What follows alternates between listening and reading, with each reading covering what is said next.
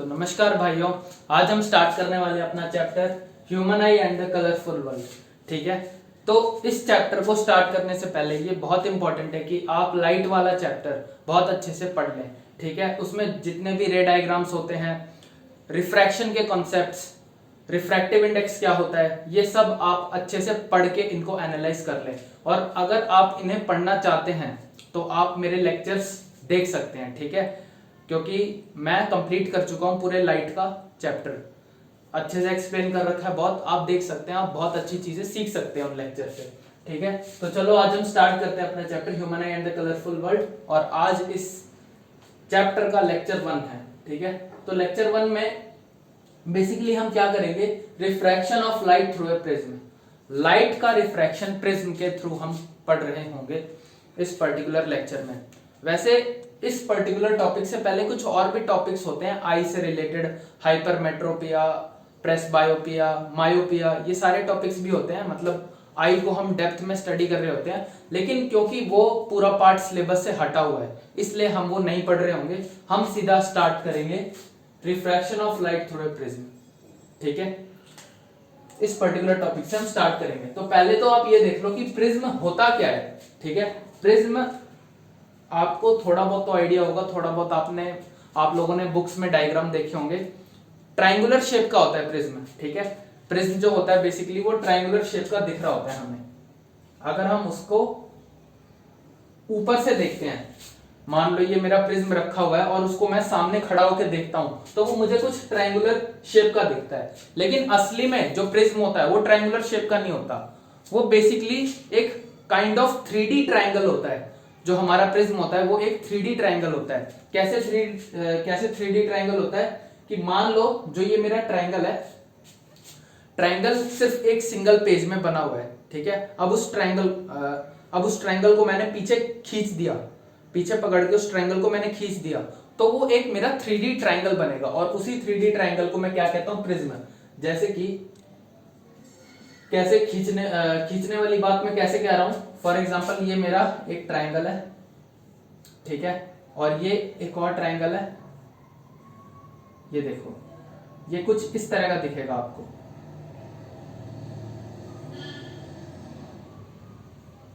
ठीक है, हमारा प्रिज्म हमें कुछ इस तरह का दिखेगा।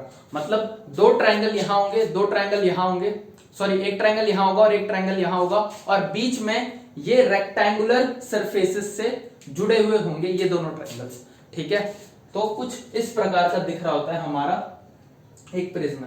अगर आप लोगों को याद हो तो जब बचपन में हम ड्राइंग बनाया करते थे, ठीक है, 5th 6th 7th क्लास में जब हम ड्राइंग बना रहे होते थे तो हम एक घर बनाते थे। याद है आपको, घर बनाते थे, बीच में पहाड़ बना देते थे, उन पहाड़ों के बीच में से सूरज निकल रहा होता था हमारा। तो जो वो घर का ऊपर वाला झोपड़ा होता था, जो वो याद है कुछ आपका, कुछ आप इस तरह बनाते थे, कुछ ऐसे करके, कुछ इस तरह का झोपड़ा।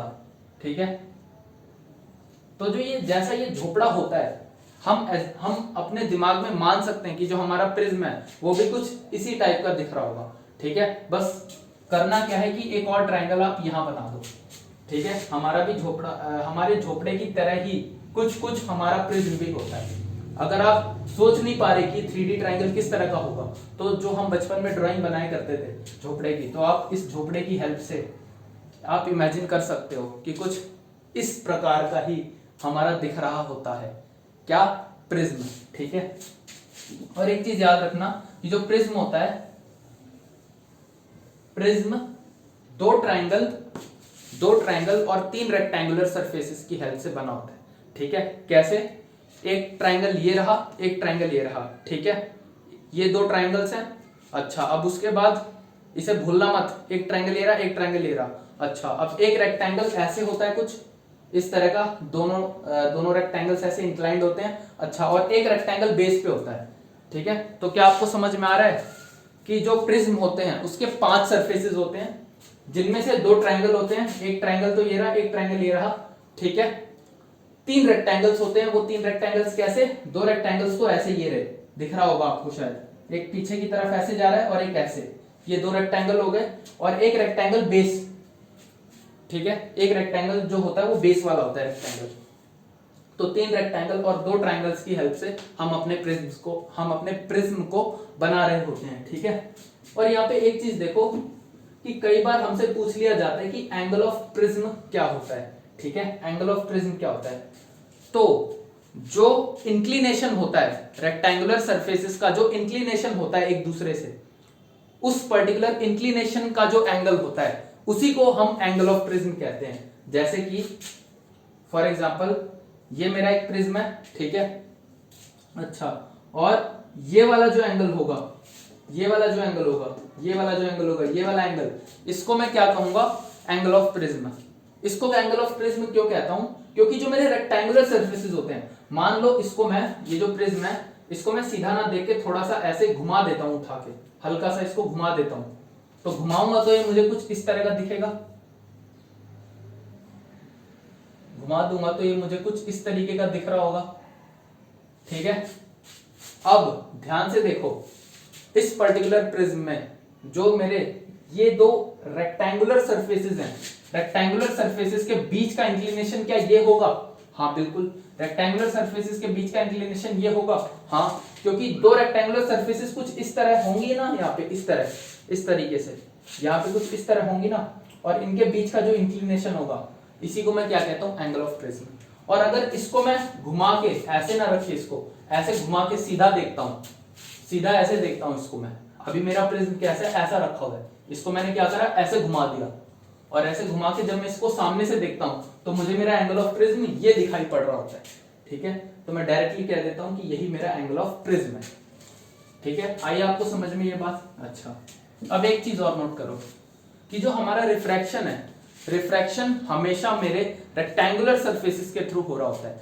प्रिज्म की रेक्टेंगुलर सरफेसेस के थ्रू हमेशा मेरा रिफ्रैक्शन होता है, लेकिन जब हम उसको देखते हैं सामने से, हम अपने प्रिज्म को जब सामने से देखते हैं तो हमें कुछ इस प्रकार का दिखता है प्रिज्म, ठीक है।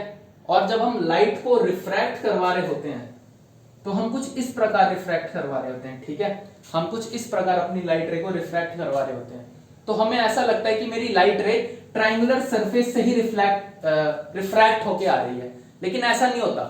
मेरी लाइट जो है वो ट्रायंगुलर सरफेस से रिफ्रैक्ट नहीं होती, वो पीछे का जो रेक्टेंगुलर सरफेस है ना उस पे पड़ के रिफ्रैक्ट होती है मेरी लाइट रे। इस बात को नोट कर लेना, बहुत इंपॉर्टेंट है। मेरी जो लाइट रे है वो रेक्टेंगुलर सरफेस के, प्रिज्म के रेक्टेंगुलर सरफेस पे पड़ के रिफ्रैक्ट होती है।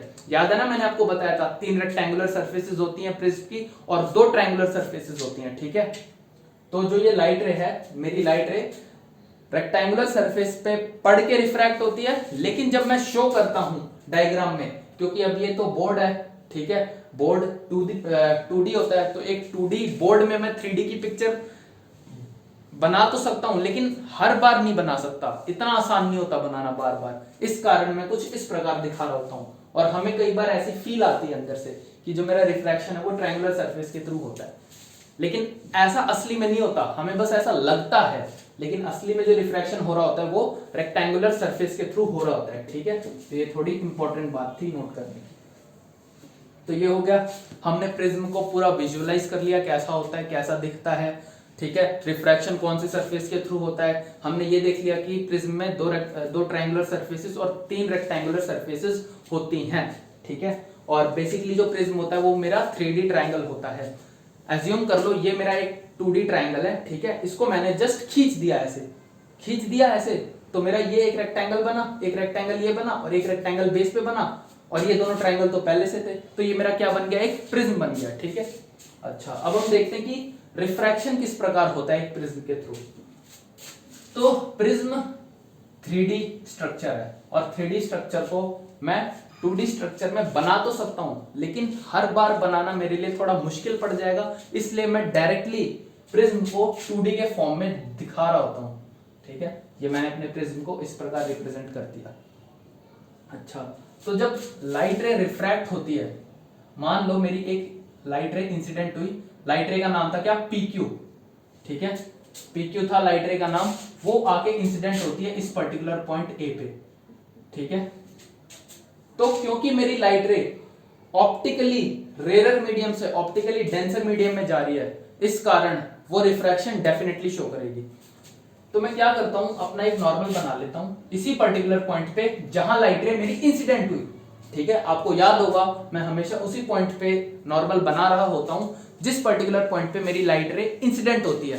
तो मैंने इस पर्टिकुलर पॉइंट पे नॉर्मल बनाया, ये बन गया नॉर्मल। अच्छा, अब मेरी लाइट रे रेयर से डेंसर मीडियम में जा रही है, या ऑप्टिकली रेयर से ऑप्टिकली डेंसर में जा रही है।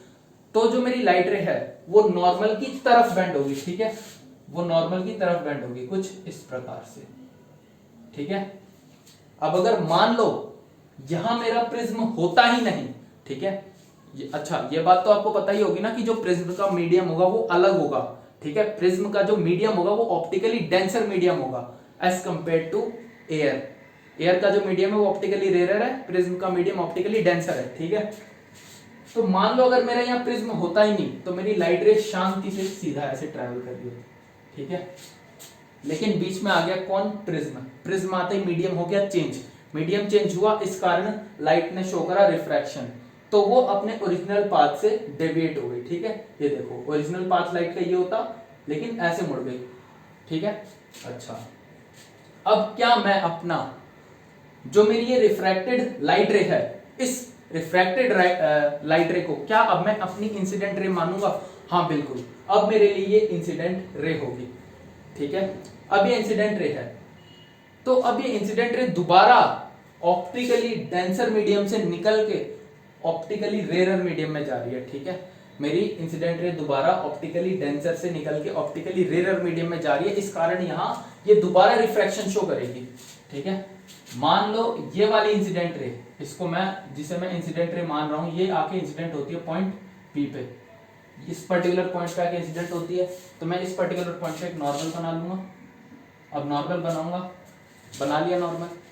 अब क्योंकि ऑप्टिकली डेंसर से रेयर में जा रही है तो नॉर्मल से दूर भागेगी। ठीक है, लाइट रे मेरी नॉर्मल से दूर भागेगी कुछ इस तरह। मान लो ये जो मेरा प्रिज्म है ये और बड़ा होता, थोड़ा इतना बड़ा होता।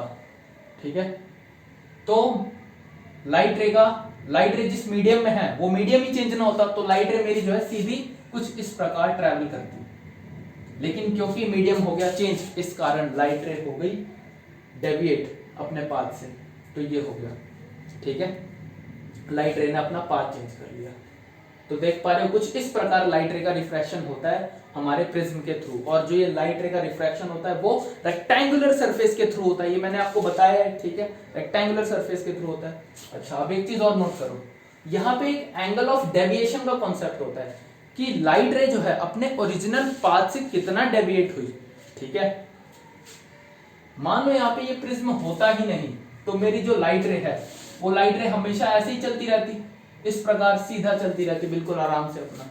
ठीक है, लेकिन क्योंकि प्रिज्म आया, प्रिज्म ने ओवरऑल लाइट की डायरेक्शन में इतना चेंज कर दिया, मतलब मेरी लाइट रे पहले ऐसे जाती, अगर यहाँ मान लो दोबारा, अगर मान लो यहाँ पे ये प्रिज्म ना होता, ठीक है, यहाँ पे ये प्रिज्म ना होता तो मेरी लाइट रे सीधा बिल्कुल ट्रैवल कर रही होती। ठीक है, बिल्कुल सीधा ट्रैवल कर रही होती, लेकिन क्योंकि प्रिज्म आ गया बीच में तो प्रिज्म ने ओवरऑल लाइट की डायरेक्शन ये वाली कर दी। ठीक है, ये वाली ना होके अब मेरी लाइट की डायरेक्शन ये वाली है, तो मैं इसको पीछे थोड़ा एक्सटेंड करता हूं, तो अब मैं पाऊंगा मेरी जो लाइट रे है वो इतने एंगल से डेविएट हो चुकी है। इसको मैं क्या कहता हूं, मान लो ये, इसको मैं डिनोट करता हूं डेल्टा से, इसको मैं कहता हूं क्या, एंगल ऑफ डेविएशन। ठीक है, तो देख पा रहे हो प्रिज्म की वजह से मेरी जो लाइट रे है वो ओवरऑल डेल्टा एंगल से डेविएट हो गई है, इसलिए मैं इस एंगल को क्या कह रहा हूं, एंगल ऑफ डेविएशन। क्योंकि मान लो अगर यहाँ ये प्रिज्म होता ही नहीं तो मेरी लाइट रे सीधी निकल जाती, लेकिन प्रिज्म आने की वजह से ओवरऑल मेरी लाइट रे ने मेरी लाइट रे कुछ इस प्रकार ये वाला डायरेक्शन ट्रैवल करने लग गई। ठीक है, तो अब मैं देखता हूं मेरी जो इनिशियल मतलब जो मेरी इंसिडेंट रे है और जो मेरी एमर्जेंट रे है उनके बीच में एंगल क्या बना हुआ है, तो वो एंगल होगा डेल। अच्छा, अब आप लोग सोच रहे हो कि एमर्जेंट रे क्या होती है, तो मैं कहूंगा यार एमर्जेंट रे, इसको कहूंगा मैं एमर्जेंट रे। ठीक है, क्योंकि देखो ये होगी मेरी इंसिडेंट रे, ये होगी मेरी रिफ्रैक्टेड रे, और ये होगा मेरा एमर्जेंट रे। ठीक है, इस पूरे प्रिज्म के रिस्पेक्ट में जो मेरी ये वाली रे है वो एमर्जेंट रे है। ठीक है, इसको मैं इमर्जेंट रे कहता हूँ। बस आप लोग इतना याद रखो, बाकी बातें आप लोग इसके बारे में और डेप्थ में पढ़ रहे होगे। आप क्लास 12th में एक चैप्टर होता है ऑप्टिक्स नाम का, अगर आप साइंस लेते हो किस्मत से तो आप एक चैप्टर पढ़ोगे 12th में ऑप्टिक्स नाम का, और ऑप्टिक्स में एंगल ऑफ डेविएशन वगैरह खूब अच्छे से पढ़ाया जाता है, और इसको आप पूरा डिराइव भी कर रहे होगे, पूरी फील लेके पढ़ोगे इसको आप क्लास 12th में, लेकिन क्लास 10th के लिए इतना काफ़ी था। ठीक है, तो हम आज का लेक्चर अपना ये खत्म करते हैं, बाकी बातें हम कर रहे होंगे अपने नेक्स्ट लेक्चर में। तब तक के लिए थैंक यू।